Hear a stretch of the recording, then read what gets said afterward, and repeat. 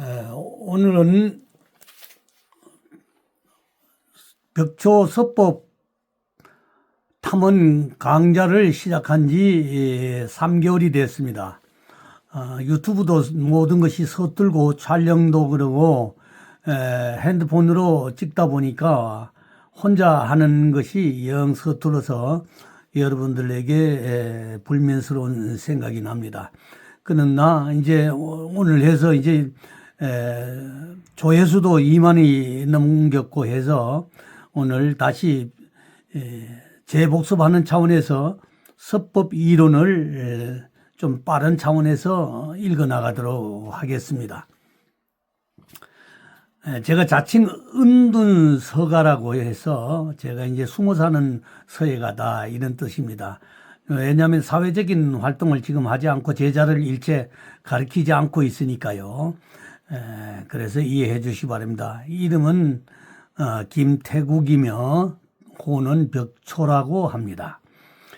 저의 호는 벽초요, 한글 호는 한울이며 이름은 김태국입니다. 1988년 3월 동방연서회 여초 김응현 선생님께서 우리나라 유일의 서법 탐험 과정인 서법 아카데미를 창설하시고 강사진으로는 세계 최고의 강사진으로 구성이 돼서 여초 김웅현 선생님, 초종 권창윤 선생님, 구당 여운구 선생님, 또 청하 진태하 교수님, 백고 김대현 선생님, 석전 이병주 선생님 등이시며 서법 이론에서부터 실기, 한문과 한시 등을 사사하였습니다. 입학 자격은 10년 이상 수련자로 심사를 통과한 서예인들로 선발하였습니다.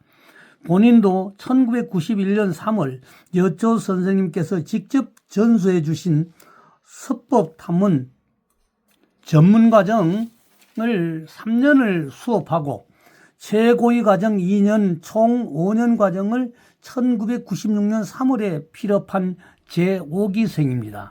굳이 언급하자면 동방연서의 서법 배출 작가 중 최고위 과정을 필업한 서예가는 약 20%에 불과합니다. 요즘 유튜버들이 이론이 부족한 상태에서 교육 과정을 개설하는 것을 보고 심히 우려되어 나름 서법 전수에 기여하고자 황혼의 노구에도 다소나마 후학들에게 굳이 두터운 서법 이론서를 공부하지 않아도 쉽게 풀어 누구나 학습이 쉽도록 이 장을 개설하게 된 것입니다. 비록 노령이라 민활하지 못한 몸이지만 유튜브라는 매개체를 통하여 강좌를 시작한 지 3개월이 지났습니다. 서예는 특정인에게만 해당되는 취미의 영역임에도 조회수가 2만이 되다 보니 의무감이 솟아나 79세의 노신을 흥분시키고 있기에 더욱 열의가 납니다.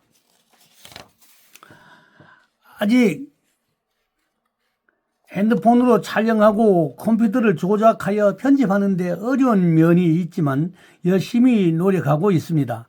다소 어색하고 매끄럽지 못하더라도 양해와 호응을 당부드립니다. 뜻이 있으신 후학들은 수시로 이용하고 습득하기를 바랍니다.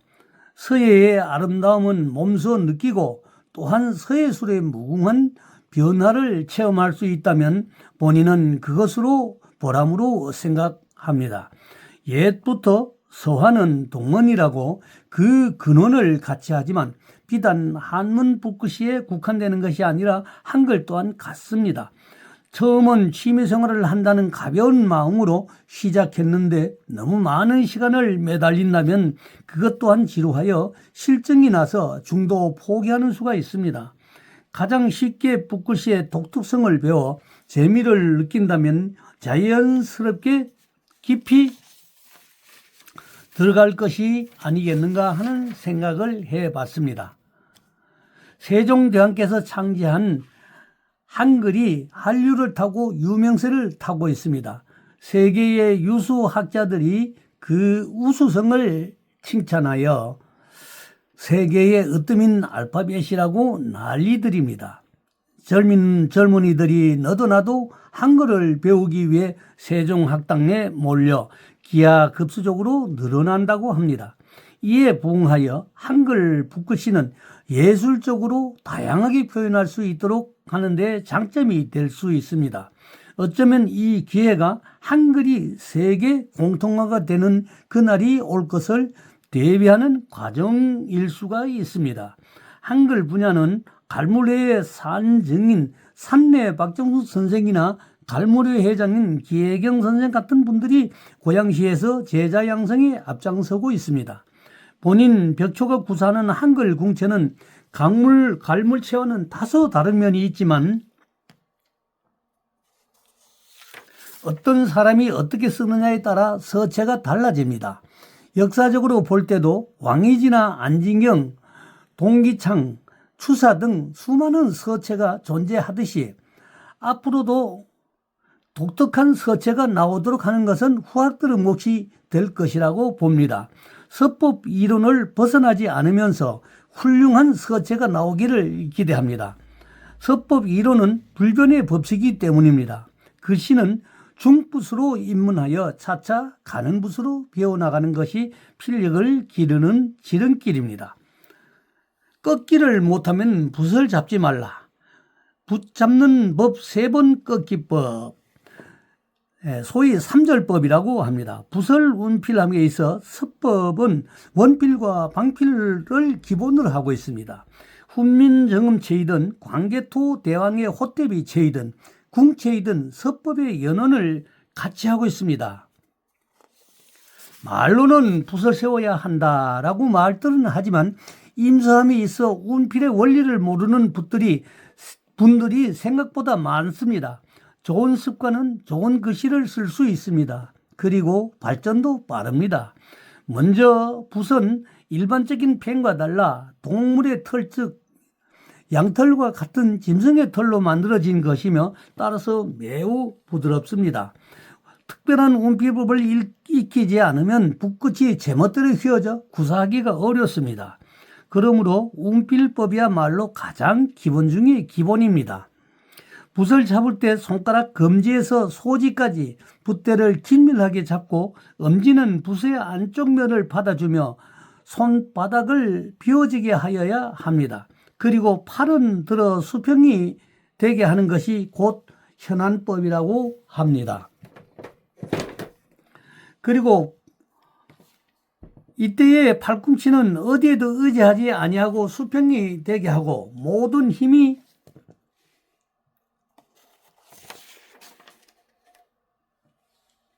손에 있는 것이 아니라 붓끝까지 자유자재로 전달되도록 합니다. 그러므로 이 지필법이야말로 손목의 피로를 덜어주고 오랜 시간을 의도한 대로 작품을 표현할 수 있습니다. 그러면 붓 사용법을 공부하도록 하겠습니다.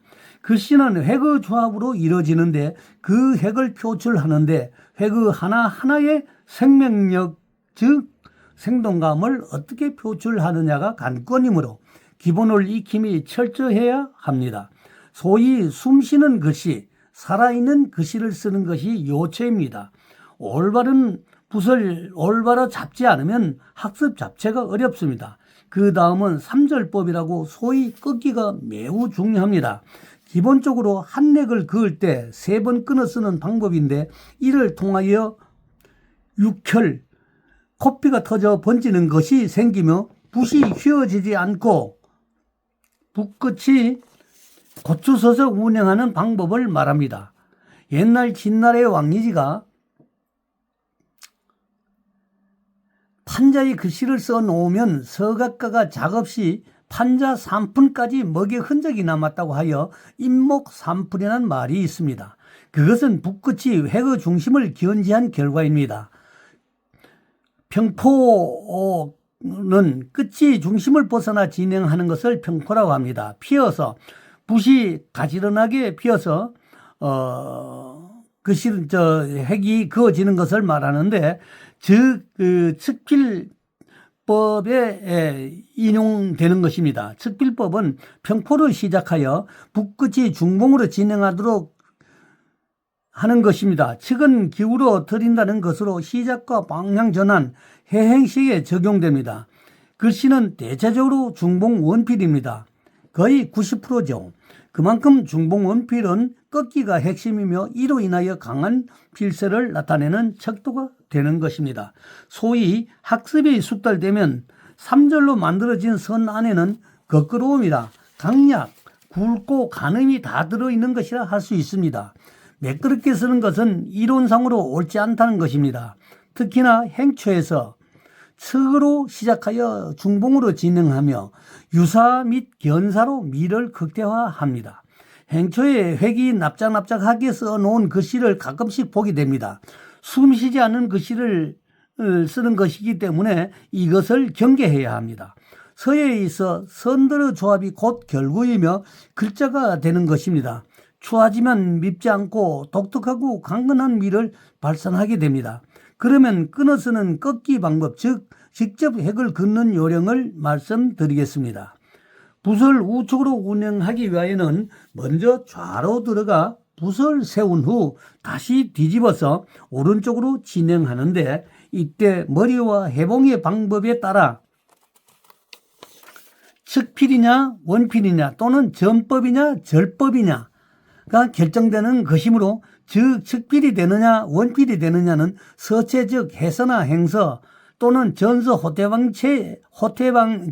태왕비체이냐에 따라 여기 방법이 달라지고, 수기 획중 계속 획 카운트로 붓끝이 모아지는 시기를 절묘하게 구사하는 습득이 매우 중요하며, 방향 전환에 있어 측필이 어긋나지 않도록, 소위 어긋난다 그러면 탈골이 되는 것이죠. 않도록 하거나 해봉의 적절한 구사로 전이 이루어지도록 하여야 합니다. 전법은 100% 원필을 뜻합니다. 횡획이나 수획이 진행 시에 반드시 절이 들어가야 하는데, 이는 붓이 중봉을 견지하도록 하기 위함입니다. 일정한 간격에서 꺾음으로 필첨이 고쳐세워 다시 진행하고 다시 제2, 제3의 절을 반복하는 것입니다. 긴 획은 꺾기가 많이 들어가고 짧은 획은 한두 번의 꺾기를 넣어 선에 끝맺으면 붓을 다시 뒤집어서 자연히 휘어진 붓을 바로 세워 끝을 마무리하며 다음 획을 준비하는 것입니다. 작은 글씨나 짧은 획을 꺾어 쓰기는 회봉법으로 대신하기도 합니다. 수사체나 법첩들은 삼절법의 표본입니다.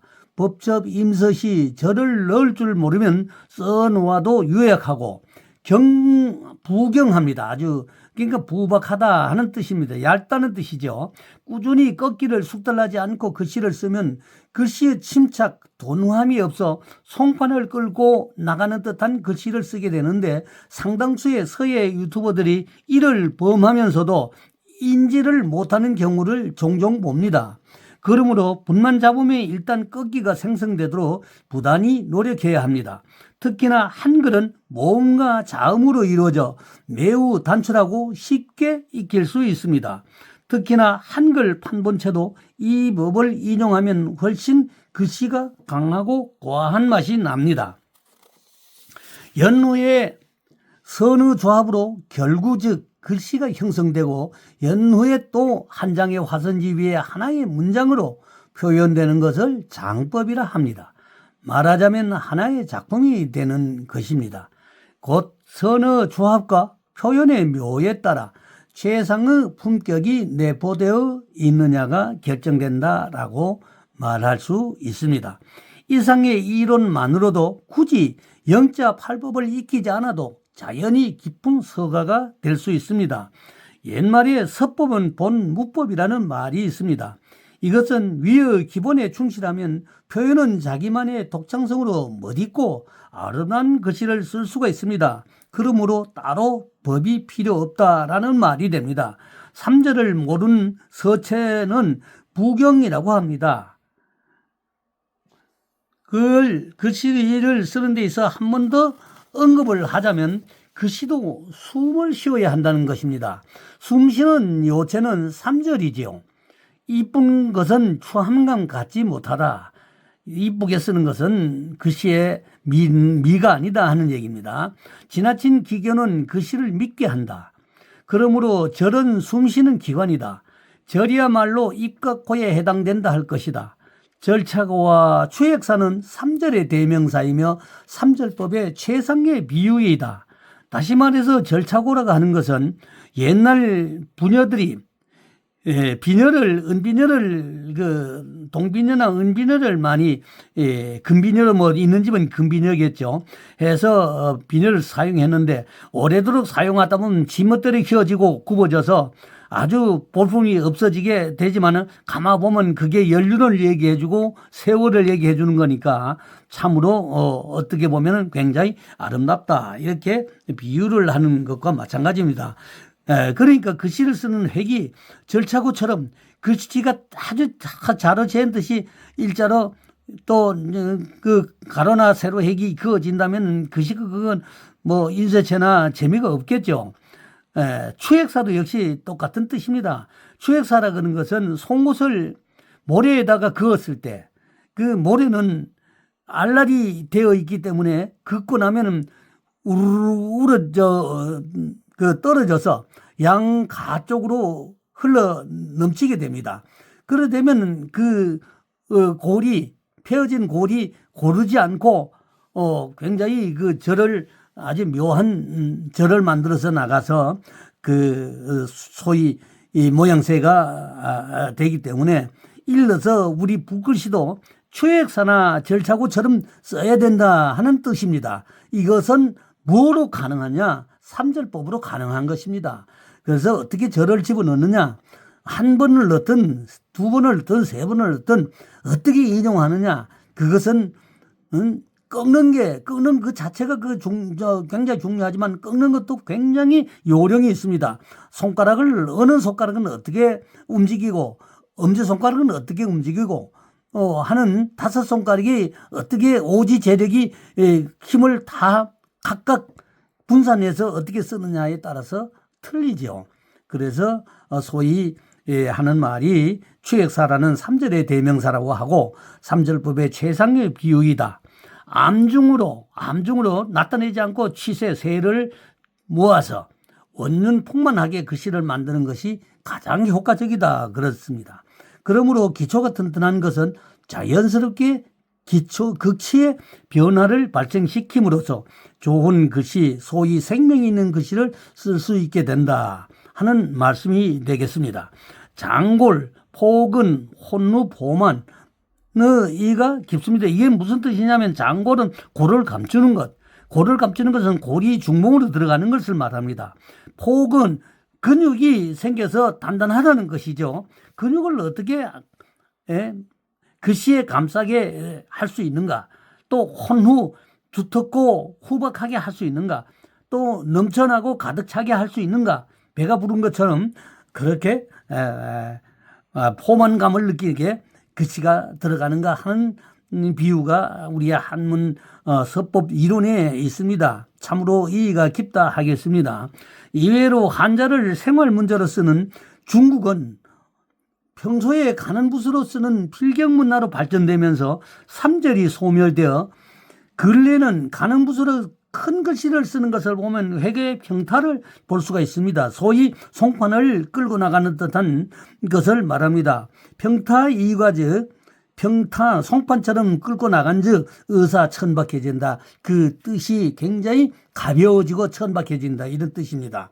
그래서 우리 여초 선생님이 동양삼국의 이름을 날리시고 일본이나 중국의 가장 최고라는 분들과 만나서 서해전을 할 때 모두 경탄한 게 있습니다. 예. 그래서 중국도 그러고 일본도 그러고 우리 여초 선생님을 아주 참 동양삼국에서 최고로 쳐주는 그런 참 일이 있었는데 지금은 뭐 돌아가시고 벌써 아마 수년이 지났습니다.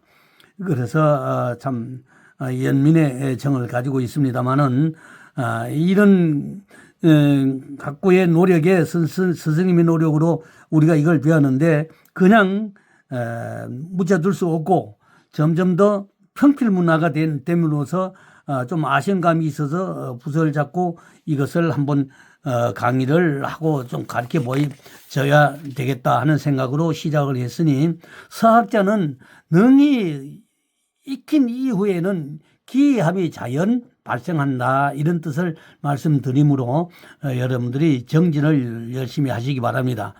제가 올리는 서체 중에 꼭 이게 좋다 저게 좋다 하는 게 아니라 본인의 뜻에 맞는 서체를 선정하여 익히시면은 자주자주 필요한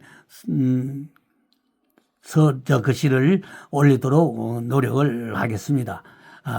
만약에 연락하시고 또 물어볼 사항이 있으면 댓글로 남겨주시면 답변을 드리도록 하겠습니다. 감사합니다. 오늘 서법 강의는 이것으로 하고, 이 강의를 다음 강의부터는 붓을 잡고 직접 이론상으로 이것은 이런 것이다, 3절은 이런 것이다, 추액사는 이런 것이다 하는 것을 일일이 강의를 하도록 하겠습니다. 감사합니다.